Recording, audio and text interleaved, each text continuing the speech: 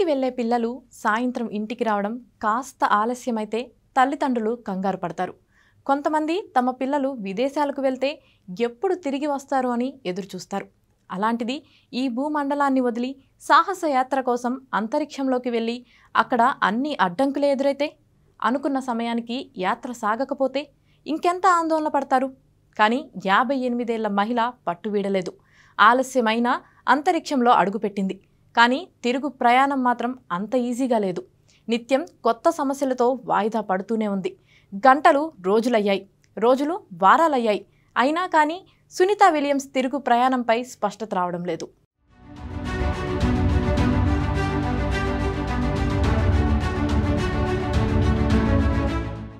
మానవులను అంతరిక్ష యాత్రకు తీసుకువెళ్లే ప్రణాళికలో భాగంగా అంతర్జాతీయ అంతరిక్ష కేంద్రం నాసా తన వ్యోమగాములను అంతరిక్షానికి పంపింది.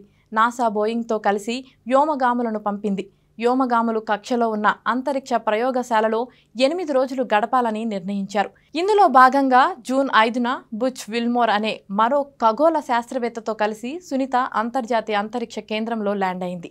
అయితే అన్నీ అనుకున్నట్లే జరిగితే జూన్ 14న ఇద్దరూ భూమికి తిరిగి వచ్చేవారు. కానీ ఊహించని షాక్ ఎదురైంది. వ్యోమ నౌకలో తలెత్తిన సాంకేతిక కారణాల దృష్ట్యా 3 వారాలు గడుస్తున్నా నేటికి వారు అంతరిక్షంలోనే ఉన్నారు.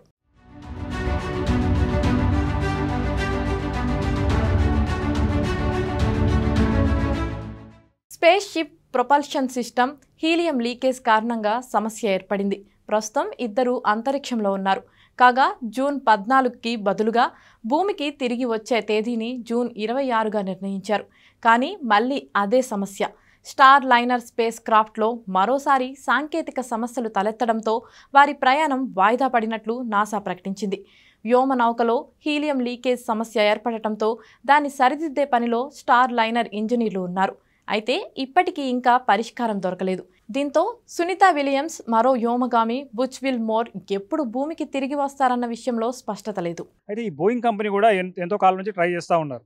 అయితే వారి అంతా నిర్మించుకున్న తర్వాత రకరకాల టెస్టులు చేసిన తర్వాత పోయిన నెల వారు ప్రయోగం చేయడం జరిగింది. దాన్ని ఆ క్రూ మోడ్యూల్ని తీసుకొని సునీత విలియమ్స్ వెళ్ళారు. కాకపోతే ఏమైందంటే భూమి కక్షని వదిలినప్పటి నుంచి ఇంటర్నేషనల్ స్పేస్ స్టేషన్కి వెళ్ళి డాక్ చేసేంత వరకు కానీ ఇంకా రకరకాల సమస్యలు, అంటే హీలియం లీక్ లేదా దాంట్లో థ్రస్టర్స్ ఫెయిల్ కావడం, రకరకాల సమస్యలు వస్తూ ఉన్నాయి.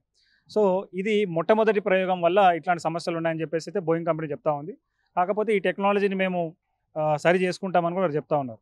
అయితే ఇప్పుడు ఏదేమైనప్పటికీ మరి సునీత విలియమ్స్ ఈ స్టార్ లైనర్ అయితే వెళ్ళిందో అది యాక్చువల్గా జూన్ 1st వీక్లో వెళ్ళింది, 2nd or 3rd వీక్లో రావాలని. కానీ దాంట్లో ఇంతవరకు ఎట్లాంటి మార్పు కనబడట్లేదు. అంటే ఏమైనా చేంజెస్ అది సంసిద్ధంగా ఉంటుందా ఉండదా అనేది ఒక సంసిద్ధం ఇప్పుడు మొత్తం కూడా ఒక సిగ్నత ఒక కన్ఫ్యూజన్ ఏర్పడి ఉన్నదనమాట.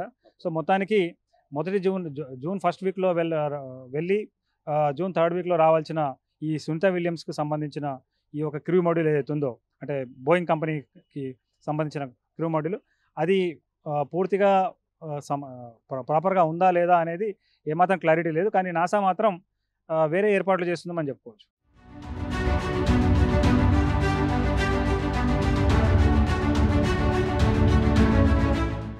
సునీత రోదసి యాత్ర అని ప్రకటించారో అప్పటి నుంచి అడుగడుగున ఆటంకాలతోనే సాగుతుంది. ఈ ప్రయాణం ప్రారంభంలోనే సాంకేతిక అడ్డంకులు ఎదురయ్యాయి. ముందుగా మే చివరి వారంలో యాత్ర ప్రారంభించాలి. కానీ స్పేస్ క్రాఫ్ట్లో తలెత్తిన సమస్యల కారణంగా ఈ యాత్ర 3 సార్లు వాయిదా పడింది. అయితే 4వసారి మళ్లీ గగనతలానికి నాసా శ్రీకారం చుట్టింది. ఇదే సమయంలో వ్యోమ నౌక భూమిపై ఉన్నప్పుడే అందులో సాంకేతిక సమస్యలను గుర్తించిన ఏం కాదులే అనే నిర్లక్ష్యంతో వ్యోమగాములను నాసా అంతరిక్షానికి జూన్ 5న పంపిందని విశ్లేషకులు ఆరోపిస్తున్నారు.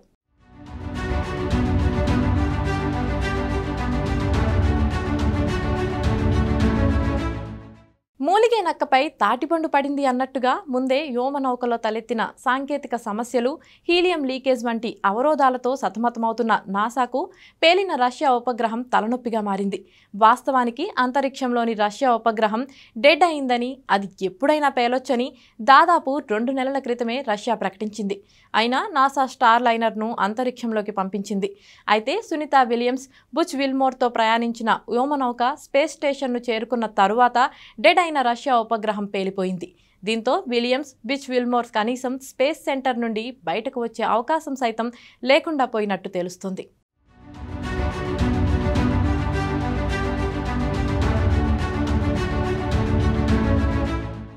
ప్రస్తుతం ఇటు మీడియాలోనూ అటు సోషల్ మీడియాలోనూ సునీత విలియమ్స్, బుచ్ విల్మోర్ ప్రమాదంలో ఉన్నారనే ప్రచారం జరుగుతుంది. అయితే ప్రస్తుతానికి తాము సురక్షితంగానే ఉన్నామని, ఆహారం, నీరు, అవసరమైన అన్ని వసతులు ఉన్నట్లు వ్యోమగాముల నుంచి సమాచారం అందినట్లు నాసా తెలిపింది. మరోవైపు స్టార్ లైనర్ ఇంధన సామర్థ్యం 45 రోజులు మాత్రమే. ఈ మిషన్ జూన్ 5న ప్రారంభమైంది. దీని ప్రకారం ఇప్పటికే 25 రోజులు గడిచిపోయాయి.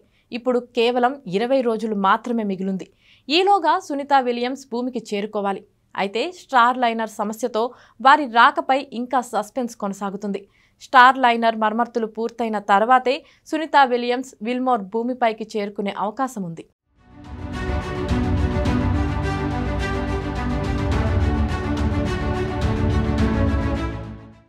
వాస్తవానికి సునీత విలియమ్స్కు ఇది 3వ అంతరిక్ష యాత్ర. ఆమె 1998లో నాసాకు ఎంపికయ్యారు. 2006లో తొలిసారి అంతరిక్ష యాత్ర చేశారు. 2012లో మరోసారి అంతరిక్షంలోకి వెళ్లి వచ్చారు. ఇప్పటి వరకు ఆమె 50 గంటల 40 నిమిషాలు స్పేస్ వాక్ చేశారు. 322 రోజుల పాటు అంతరిక్షంలోనే గడిపారు. మూడోసారి మాత్రం సునీత విలియమ్స్, బుచ్ విల్మోర్ మరికొన్ని రోజులు అక్కడే ఉండాల్సిన పరిస్థితి రావడం అందరినీ ఆందోళన కలిగిస్తుంది. ఈ క్రూ మాడ్యూల్ ఒక విషయం ఏంటంటే, క్రూ మాడ్యూల్ భూమి కక్ష నుంచి ఇంటర్నేషనల్ స్పేస్ స్టేషన్కి వెళ్ళేదాకా దాని పని ఉంటుంది. అయితే ఈ క్రూ మాడ్యూల్ కూడా దానికి సంబంధించిన ప్రొపల్లెంట్స్ ఉంటాయి. అంటే దాన్ని ఎలా అయితే మీకు నార్మల్ రాకెట్స్ ఉంటుందో, ప్రొపల్షన్ ఉంటుందో, దానికి సపరేట్ ఫ్యూల్ ఉంటుంది. అయితే ఇప్పుడు ఏమైందంటే ఆ ఫ్యూల్ అనేది లీక్ అయిందని మనం చెప్పుకోవచ్చు అండి. అంటే ఆ క్రూ మాడ్యూల్కి సంబంధించి. అయితే ఇప్పుడు ఈ క్రూ మాడ్యూల్ అయితే ఇది వెళ్ళి ఇప్పుడు ఇంటర్నేషనల్ స్పేస్ స్టేషన్కి అటాచ్ చేసి ఉన్నారు. దాంట్లో రకరకాల రిపేర్స్ అవన్నీ చేస్తున్నారు శాస్త్రవేత్తలు. కాకపోతే ఇక్కడ ఒక ప్రశ్న ఏమొస్తుంది అంటే, మరి మొదటి వారంలో వెళ్ళి మూడో వారంలో తిరిగి రావాలి కదా, మరి సునీత విలియమ్స్కి ఏమైనా అవుతుందా, ఆమె ఆరోగ్యం పరిస్థితి ఎట్లా ఉంటుంది అనేది రకరకాల ఊహాగానాలు వస్తూ ఉన్నాయి. కొంతమంది పని కట్టుకొని దుష్ప్రచారం కూడా చేస్తున్నారు. ఇంకా ఆమెకి కష్టమే, తిరిగి రాదు. అదే కాకుండా కొంతమంది ఏం చేస్తున్నారంటే, ఏ రకంగా అయితే కల్పనా చావ్లా చనిపోయిందో అట్లాంటి పరిస్థితి వస్తుంది ఈ యొక్క స్టార్ లైనర్లో తిరిగి వస్తే అని. అయితే ఇప్పటిదాకా నాసా ఏది క్లియర్గా చెప్పలేదండి. అంటే స్టార్ లైనర్ రిపేర్ అవుతుందా లేదా, లేకపోతే అందులోనే సునీత విలియమ్స్ తిరిగి వస్తుందా అనేది అయితే క్లారిటీ ఇవ్వలేదు. కానీ ఒక మాట మనం ఏం చెప్పుకోవచ్చు అంటే, సునీత విలియమ్స్ గతంలో ఒకసారి 120 రోజులు, అదేవిధంగా ఒక సమయాన 170 రోజులు, అలా మొత్తానికి 300 రోజుల పాటు అంతరిక్ష పరిస్థితుల్లో జీవించిన వ్యక్తిగా ఒక రికార్డు సునీత విలియమ్స్కి ఉంది. కాబట్టి ఈమె వెళ్ళింది ఇప్పుడు కేవలం 1 లేదా ఒక నెల రోజులు అని చెప్పుకోవచ్చు. సో డెఫినెట్గా ఆమె ఆరోగ్యానికి ఎట్లాంటి ప్రమాదం లేదని మనం చెప్పుకోవాలి. ఎందుకంటే ఆల్రెడీ అంతరిక్ష పరిస్థితుల్లో ఆమెనే ఎన్నో ప్రయోగాలు జరిగాయి. అంటే ఒక వ్యోమగామి ఒక కాలాన్ని మించి కనుక అంతరిక్షంలో ఉంటే వాళ్ళు ఎట్లాంటి మార్పులు వస్తాయి అనేది ఏదైతే పరిశోధన ఉందో ఆమె మీద జరిగింది. సో మొత్తానికి ఆమె మాత్రం ఎట్లాంటి సమస్య లేకపోవచ్చు అని చెప్పాలి. కాకపోతే కొంతమంది మాత్రం దీన్ని సోషల్ మీడియాలో పర్టికులర్గా రకరకాల స్టోరీస్ చేసి దీన్ని స్ప్రెడ్ చేస్తున్న పరిస్థితి. ప్రమాదంలో ఉంది, ఇంకా తిరిగి రాదు, ఇలా కొత్త మనం చూస్తూ ఉన్నాం. సో ఈరోజు ఏబిఎన్ ద్వారా మనం చెప్పొచ్చింది ఏంటంటే, భూమి నుంచి 400 కిలోమీటర్ దూరంలో ఉన్న ఈ ఇంటర్నేషనల్ స్పేస్ స్టేషన్, అక్కడికి తరచూ వ్యోమగాములు వెళ్తుంటారు, వస్తుంటారు. అది ఇప్పుడైతే ప్రస్తుతం క్రూ మాడ్యూల్ సహాయంతోనే జరుగుతుంది. అట్లాంటి ఒక కొత్త క్రూ మాడ్యూల్ని టెస్ట్ చేయడానికి సునీత విలియమ్స్ ధైర్యం చేయడం, దాన్ని నడిపించడం, వెళ్ళడం, అంటే అందులో ఎన్నో సమస్యలు ఉన్నాయని తెలిసినా కూడా వాటిని అన్నిటి కూడా సరిదిద్దుకొని వారు చేసే ప్రయత్నం మనం ఖచ్చితంగా ఒప్పుకోవాలండి. ఎందుకంటే అలాంటి ప్రయోగాలు చేస్తేనే రానున్న రోజుల్లో ఎక్కువ మోతాదులో ఈ ప్రయాణాలనే చేయవచ్చు, పరిశోధనలు చేయవచ్చు.